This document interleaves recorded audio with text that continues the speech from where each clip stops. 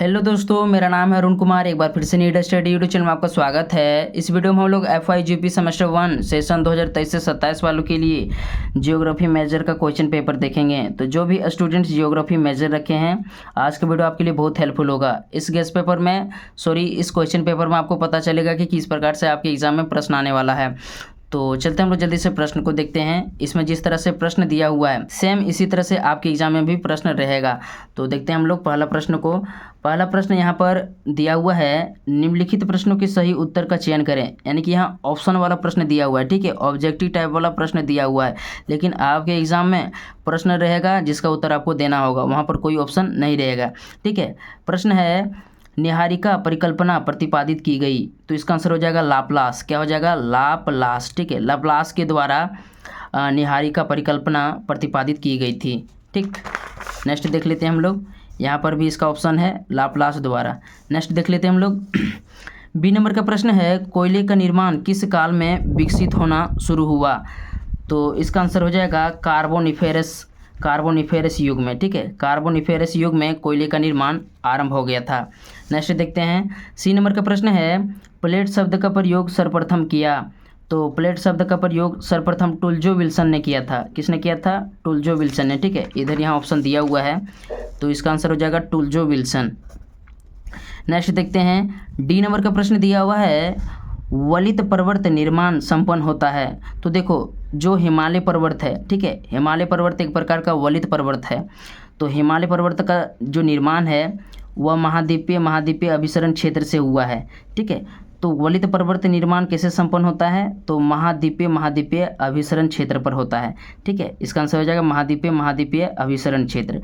Next देख लेते हैं हम लोग।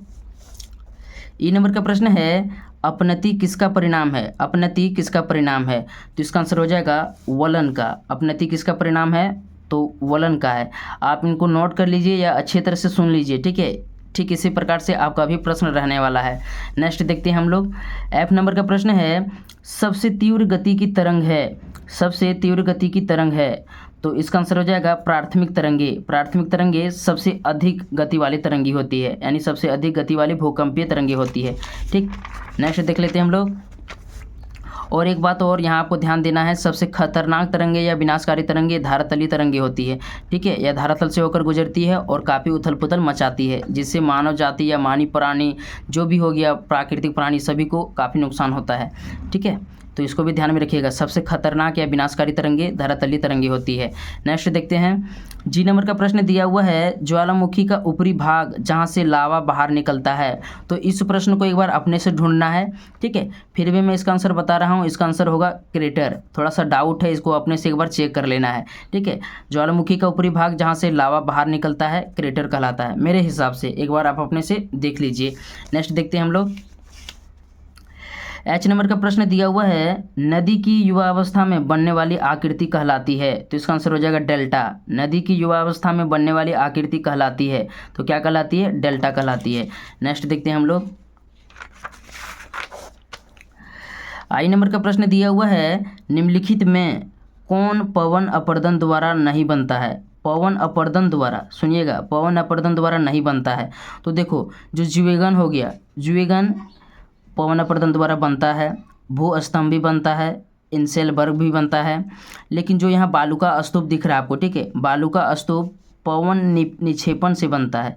ये सभी पवन अपर्दन के द्वारा बनता है, ठीक है। और ये वाला जो बालू का स्तूप हो गया, पवन निक्षेपण से द्वारा बनता है, पवन निक्षेपण से बनता है। तो इसका आंसर हो जाएगा बालू का स्तूप। निम्नलिखित में कौन पवन अपर्दन द्वारा नहीं बनता है? तो बालू का स्तूप। बालू का स्तूप पवन निक्षेपण द्वारा बनता है, ठीक है। नेक्स्ट देखते हैं हम लोग।